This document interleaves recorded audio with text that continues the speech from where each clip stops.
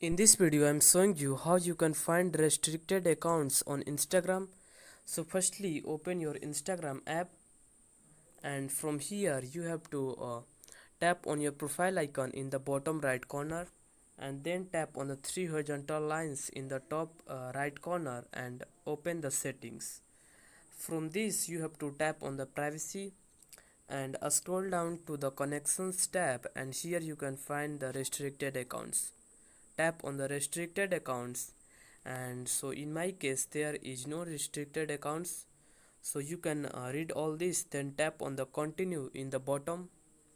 So in my case there is no restricted accounts, so there would be list for you.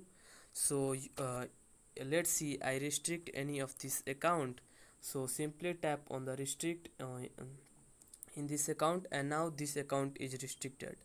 So this person can't comment on my post, but this person can see my stories, so it limits the his ability to contact with me. So that's it, how you can find restricted accounts on Instagram.